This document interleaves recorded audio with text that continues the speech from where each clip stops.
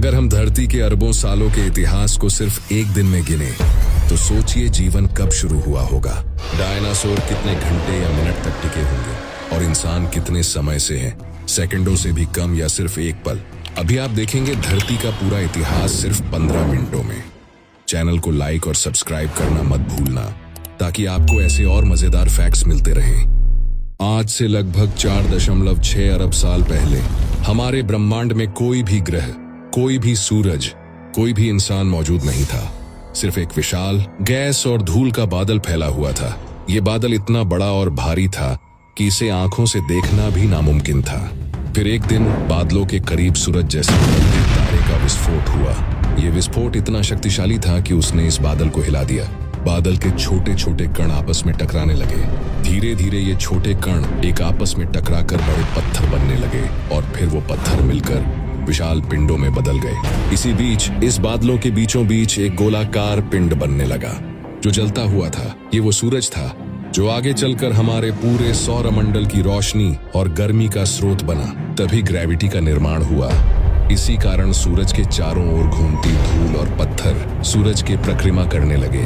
धूल और पत्थर धीरे धीरे एक दूसरे के साथ जुड़ते गए। ये छोटे छोटे टुकड़े आपस में मिलकर ग्रह बनने लगे। उनमें से एक था हमारा पृथ्वी। कुछ समय बाद एक और ग्रह पृथ्वी के पास आने लगे जिसे हम थिया के नाम से जानते हैं। ये ग्रह पृथ्वी के आकार का लगभग आधा था। पृथ्वी में लगातार उल्का पिंडों की बरसात होती रही। चारों तरफ ज्वालामुखी फट रहे थे और साथ में हमारे ग्रह पृथ्वी की पड़ोसी थिया में भी दिन ब दिन ये ग्रह पृथ्वी के करीब आते गए और एक दिन पृथ्वी और थिया ग्रह एक दूसरे से टकरा गए। थिया और पृथ्वी की टक्कर इतना जोरदार था कि पृथ्वी का एक बड़ा हिस्सा उड़ गया। उस उड़ते हुए टुकड़े ने धीरे धीरे एक गोलाकार रूप लेने लगा और बन गया चंद्रमा और वो पृथ्वी के चारों तरफ परिक्रमा करने लगे। उस वक्त पृथ्वी में किसी भी इंसान या जानवर के रहने की जगह जैसी नहीं थी। पृथ्वी एक जलते हुए गोले की तरह थी। चारों ओर पिघली हुई चट्टानें थीं, लावा की नदियां बह रही थीं और लगातार उल्का पिंड गिर रहे थे। ये दुनिया इतनी गर्म और अस्थिर थी कि उस पर जीवन की कल्पना भी असंभव था। लेकिन समय के साथ कुछ धीरे धीरे बदलने लगा। लाखों सैकड़ों लाख सालों में धीरे धीरे पृथ्वी की सतह ठंडी होने लगी। जो लावा कभी लगातार उबलता था वो जमकर एक ठोस परत में बदलने लगे। यही परत आगे चलकर पृथ्वी की बाहरी सतह यानी क्रस्ट बनी। ये सतह पूरी तरह से मजबूत नहीं था, बार बार टूटती और पिघलती थी, लेकिन धीरे धीरे मजबूत होती गई। इसी से धरती पर स्थिर जमीन बनने की शुरुआत हुई। पृथ्वी की सतह तो ठंडी हो रही थी, लेकिन जीवन के लिए सबसे जरूरी तत्व यानी पानी अभी यहाँ मौजूद नहीं था। चारों तरफ उल्का पिंड गिर रहे थे और उल्का पिंडों से जमा हो रहे थे नमक, मिनरल्स और पानी।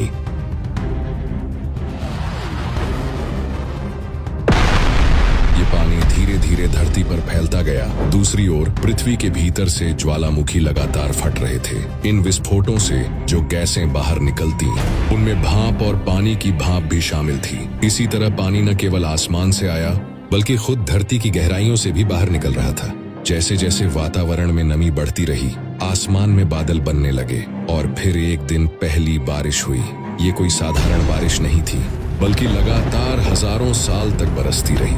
धरती की दरारों, गड्ढों और निचले हिस्सों में ये पानी भरने लगा। धीरे धीरे यही पानी जमा होकर पृथ्वी के पहले महासागर का रूप लेने लगा। यही वो विशाल जल स्रोत था जिसमें भविष्य का जीवन आकार लेने वाला था। महासागर बनने के बाद उसमें केवल पानी ही नहीं था बल्कि तमाम तरह के रसायन भी घुलने लगे। इन रसायनों में कार्बनिक यौगिक, अमीनो एसिड और न्यूक्लियोटाइड्स शामिल थे। यही वे छोटे छोटे सूक्ष्म कण थे जिनसे आगे चलकर जीवन की सबसे पहली नींव रखी जानी थी। उस समय का वातावरण आज की तुलना में बिल्कुल अलग था। हवा में ऑक्सीजन नाम की कोई चीज मौजूद ही नहीं थी। इसके बजाय कार्बन डाइऑक्साइड, मीथेन और अमोनिया जैसी गैसें भरी हुई थी। सतह अभी भी गर्म थी, लेकिन इतना जरूर था कि पानी तरल रूप में रह सके। यही तरल पानी जीवन के जन्म के लिए सबसे बड़ा आधार बना। धरती पर विशाल महासागर बन चुके थे, लेकिन ये सिर्फ पानी से भरे हुए गड्ढे नहीं थे। इन महासागरों में तरह तरह के रसायन घुल चुके थे। कार्बन, अमीनो एसिड और वे सभी छोटे छोटे तत्व जिनसे जीवन की शुरुआत हो सकती थी। वातावरण में उस समय बिजली की चमक और ज्वालामुखियों का धुआं लगातार फैल रहा था। जब बिजली की चमक महासागर में मौजूद इन रसायनों से टकराई तब जीवन की पहली चिंगारी जगी। यही वो पल था जब निर्जीव रसायनों से पहला जीवित मॉलिक्यूल बना। ये कोई बड़ा जीव नहीं था, बल्कि बेहद सूक्ष्म और साधारण सा जीवाणु था। यही छोटे छोटे जीव हमारी धरती पर जीवन की पहली निशानी था। शुरुआत में ये माइक्रोब्स बेहद साधारण थे, लेकिन इनकी खासियत ये थी कि ये खुद को कॉपी कर सकते थे, यानी अपनी ही तरह नए जीव बना सकते थे। धीरे धीरे ये फैलने लगे और पूरे महासागर में जीवन की एक पतली सी परत बिछने लगी। लेकिन सबसे बड़ा बदलाव तब आया जब इन सूक्ष्म जीवों ने धूप का इस्तेमाल करना सीख लिया। कुछ माइक्रोब्स ने सूरज की रोशनी से ऊर्जा बनानी शुरू की। यही प्रक्रिया आज हम फोटोसिंथेसिस कहते हैं। इस प्रक्रिया के दौरान ये जीव ऑक्सीजन छोड़ने लगे। उस समय धरती के वातावरण में ऑक्सीजन बिल्कुल नहीं था, लेकिन इन छोटे छोटे जीवाणुओं ने धीरे धीरे महासागर और वायुमंडल को ऑक्सीजन से भरना शुरू किया। बदलाव बहुत धीमा था, लाखों सालों तक चलता रहा, लेकिन परिणाम चौंकाने वाले थे। धीरे धीरे धरती का वातावरण पूरी तरह बदल गया। जहरीली गैसों से भरा आसमान अब ऑक्सीजन से भरने लगा, और यही ऑक्सीजन आगे चलकर जटिल जीवन के लिए सबसे बड़ा आधार बनी। अरबों साल बीत गए। इन साधारण माइक्रोब से नए नए रूप बना। महासागरों में अब केवल सूक्ष्म जीव ही नहीं थे, बल्कि जटिल जीव विकसित होने लगे। छोटे छोटे बहुकोशीय जीव, शुरुआती मछलियां और समुद्री प्रजातियां प्रकट हुई। पानी के अंदर जीवन की प्रजातियां बढ़ती चली गईं, यानी जो शुरुआत एक बिजली की चमक और कुछ रसायनों की टकराहट से हुई थी, वो अब एक पूरे जीव मंडल में बदल रही थी। जीवन का बीज बोया जा चुका था, और अब ये बीज फैलकर पूरी धरती को हरा भरा करने वाला था। पृथ्वी पर अरबों साल तक जीवन सिर्फ महासागर तक ही सीमित रहा। सूक्ष्म जीवों से शुरू होकर धीरे धीरे बड़े और जटिल समुद्री जीव विकसित हुए। इन समुद्रों में छोटे छोटे शैवाल, स्पंज जैसे नरम जीव और फिर मछलियों जैसी प्रजातियां पैदा हुईं। ये सब जीवन पानी के अंदर ही पनप रहा था, क्योंकि जमीन पर उस समय तक वातावरण बिल्कुल अलग था, कठोर, गर्म और जीवों के लिए सुरक्षित नहीं था। लेकिन जैसे जैसे महासागरों में जीवन का विस्तार हुआ, वैसे वैसे कुछ प्रजातियों ने अपने लिए नए रास्ते तलाशने शुरू किए। पहले छोटे जीव पानी के किनारों पर आकर रुकने लगे। उनका शरीर धीरे धीरे इस तरह ढलने लगा कि वे थोड़ी देर के लिए जमीन पर टिक सकें। ये प्रक्रिया लाखों सालों तक चली। फिर समय आया जब कुछ मछलियों जैसे जीवों ने अपने पंखों को मजबूत पैरों जैसा बनाना शुरू किया। यही बदलाव उन्हें जमीन पर आने में मददगार बना। यानी जीवन का पहला बड़ा कदम था पानी से बाहर निकलकर जमीन पर आना। यही पल पृथ्वी के इतिहास में एक क्रांतिकारी बदलाव था। सबसे पहले जमीन पर छोटे छोटे पौधे और कीड़े मकोड़े फैले। इसके बाद रेंगने वाले जीव प्रकट हुए। अब पृथ्वी की सतह धीरे धीरे हरी भरी और जीवंत होने लगी। समय बीतता गया और यही रेंगने वाले जीव आगे चलकर विशाल और ताकतवर प्रजातियों में बदल गए। इनमें से सबसे प्रसिद्ध थे डायनासोर। करोड़ों सालों तक डायनासोर ने धरती पर राज किया। वे जमीन पर, पानी में और यहाँ तक कि हवा में भी मौजूद था। धरती सचमुच उनकी दुनिया बन चुका था। डायनासोर अपने आकार और ताकत में बहुत ही शक्तिशाली थे। कुछ डायनासोर तो इतने बड़े होते थे कि उनका आकार देखकर कोई भी दंग रह जाता। कुछ डायनासोर पेड़ पौधे खाते थे तो वही कुछ शिकार करते थे। पूरा पृथ्वी में चारों ओर राज करते थे। वही स्तनधारी जीव जो इंसान का पूर्वज था, वो बड़े सिकरियों से डर के जमीन के नीचे बिलों में छुप के रहते थे। जैसे जैसे समय बीतता गया, पृथ्वी पर और भी बदलाव आने लगे। पौधे और पेड़ लगातार बढ़ते गए और जीवन के और भी रूप, जैसे स्तनधारी जीव, धीरे धीरे विकास करने लगे। डायनासोरों का साम्राज्य लगभग 165 मिलियन सालों तक पृथ्वी पर चलता रहा। लेकिन प्रकृति का नियम है कि कोई भी प्रजाति हमेशा के लिए जीवित नहीं रह सकता। जब पृथ्वी पर जीवन के सबसे बड़े और सबसे ताकतवर जीवों का राज्य था, तब अचानक कुछ ऐसा हुआ जिसने सब कुछ बदल दिया। करीब 66 मिलियन साल पहले एक विशाल उल्कापिंड पृथ्वी की ओर बढ़ रहा था। ये उल्कापिंड इतना बड़ा था कि उसका आकार आज के लगभग 10 किलोमीटर तक था। उल्कापिंड के पृथ्वी से टकराने के पहले ये पूरे अंतरिक्ष से होते हुए पृथ्वी की ओर बढ़ रहा था। वैज्ञानिकों के मुताबिक उल्कापिंड उस समय के वातावरण और पृथ्वी के पर्यावरण पर गहरा असर डालने वाला था। जैसे ही ये उल्कापिंड पृथ्वी से टकराया, एक बेहद शक्तिशाली विस्फोट हुआ। इस विस्फोट के कारण इतनी ज्यादा ऊर्जा उत्पन्न हुई कि ये विस्फोट लगभग पूरी पृथ्वी तक महसूस हुआ। टकराने के साथ ही एक भयंकर आग का तूफान फैल गया और उसका तापमान इतना ज्यादा था कि आसपास के इलाके पूरी तरह जलकर राख हो गए। इस घटना से पृथ्वी के बड़े हिस्से में आग और धुआं फैल गया। समुद्रों में भयंकर सुनामी आने लगा। जंगल जलकर नष्ट होने लगे। सूरज की रोशनी तक जमीन में नहीं पहुंच रहा था। इस अंधेरे और धुएं के कारण पृथ्वी की सतह का तापमान गिरने लगा। दिन रात के अंतर को महसूस करने की स्थिति खत्म हो गई और इसके साथ ही आसमान में काले बादल फैल गए जो कई महीनों तक चलते रहे। सूर्य की रोशनी पृथ्वी तक नहीं पहुंच सकी और तापमान में गिरावट होने लगा। इस अंधेरे और सर्दी में डायनासोर जो विशाल आकार के थे, उन्हें अपनी खाने पीने की आदतें बदलने में मुश्किल होने लगी। लेकिन सबसे बड़ी चुनौती ये थी कि पूरे पर्यावरण में भारी बदलाव आया और ये बदलाव डायनासोर के लिए दर्दनाक साबित हुई।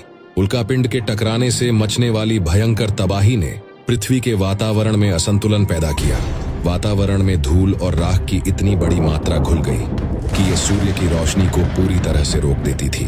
तापमान में गिरावट के कारण पूरी पृथ्वी पर एक भयंकर ठंड आ गई और ये परिवर्तन डायनासोरों के लिए जानलेवा साबित हुआ है। धीरे धीरे पूरी प्रजाति विलुप्त हो गई। ये घटना डायनासोरों के अंत का कारण बना, लेकिन ये पृथ्वी पर जीवन के लिए एक नया शुरुआत था। इस विनाशकारी घटना के बाद जो स्तनधारी जीव थे वो जमीन के नीचे बच गए और कुछ नए जीवों ने जीवन की शुरुआत की। इस बदलाव से स्तनधारी जीव को आगे बढ़कर अपना दबदबा बनाने का मौका मिला। डायनासोर के खत्म होने के बाद धरती पर छोटे छोटे स्तनधारियों ने अपनी जगह बनानी शुरू की। ये प्राणी शुरू में चूहे जैसे छोटे जीव थे जो रात में सक्रिय रहते थे और पेड़ों की छाया में छुपकर जीते थे। लेकिन समय के साथ इनकी किस्में बदलती रहीं। कुछ ने जंगलों में रहना सीखा, कुछ पेड़ों पर चढ़ने लगे और कुछ ने खुले मैदानों में अपना जीवन ढाल लिया। इन्हीं स्तनधारियों से आगे चलकर प्राइमेट्स नाम का समूह निकला, यानी बंदर और उनसे जुड़े जीव। प्राइमेट्स में खासियत थी उनकी पकड़ने की शक्ति, पेड़ों पर रहना और अपने बच्चों की देखभाल करना। यही गुण आगे इंसानों में भी आए। लगभग 60 लाख साल पहले अफ्रीका की धरती पर एक बड़ी क्रांति हुई। वहां के जंगल धीरे धीरे सूखने लगे और घास के मैदान फैलने लगे। इस बदलते माहौल ने कुछ प्राइमेट्स को मजबूर किया कि वे पेड़ों से नीचे उतरकर जमीन पर चलना सीखें। यही वे जीव थे जिन्हें हम आज आदि मानव कहते हैं।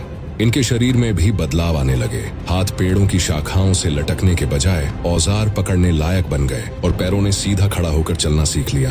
यही इंसानों की सबसे बड़ी पहचान बनी, 2 पैरों पर सीधा चलना। समय के साथ उनके दिमाग का आकार भी बढ़ने लगा। शुरू में उनका मस्तिष्क छोटा था, लेकिन जैसे जैसे उन्होंने शिकार करना, औजार बनाना और समूह में रहना सीखा, उनका दिमाग विकसित होता गया। यही बढ़ता हुआ दिमाग इंसानों की असली ताकत बना। लगभग 20 लाख साल पहले होमो हैबिलिस नाम की प्रजाति सामने आई। ये पहली प्रजाति थी जिसने पत्थरों को तोड़कर धारदार औजार बनाए। अब वे सिर्फ शिकार ही नहीं करते थे, बल्कि मांस को काटकर खाना और हड्डियों को तोड़कर मज्जा निकालना भी सीख चुके थे। इसके बाद आया होमो इरेक्टस। ये प्रजाति और भी ज्यादा उन्नत थी। उन्होंने आग जलाना सीखा, दूर दूर तक यात्रा की और अफ्रीका से बाहर निकलकर एशिया और यूरोप तक फैल गए। आग की खोज ने उनका जीवन बदल दिया। अब वे ठंड से बच सकते थे, खाना पका सकते थे और अंधेरे से डरने की जरूरत नहीं रही। फिर धीरे धीरे निएंडरथल जैसी प्रजातियां आईं जो बेहद ताकतवर और समझदार थीं। उन्होंने गुफाओं में रहना शुरू किया, कपड़े बनाए और मृतकों को दफनाना तक सीखा। लेकिन अंत में इन सब के बीच सबसे सफल प्रजाति बनी होमो सेपियन, यानी हम आधुनिक इंसान। लगभग 3 लाख साल पहले अफ्रीका में पहली बार आधुनिक इंसान का जन्म हुआ। ये प्रजाति दूसरों से अलग थी क्योंकि इनके पास भाषा थी, कल्पना थी और दूसरों के साथ मिलकर काम करने की ताकत थी। उन्होंने कला बनाई, दीवारों पर चित्र बनाए, नावें बनाई और समुद्र पार करने लगे। धीरे धीरे इंसान पूरे पृथ्वी पर फैल गया। यही यात्रा हमें आज यहाँ तक लेकर आई है, यानी समुद्र में पैदा हुआ एक छोटा सा माइक्रोब अरबों सालों के बदलाव और संघर्ष के बाद आधुनिक इंसान में बदल गया।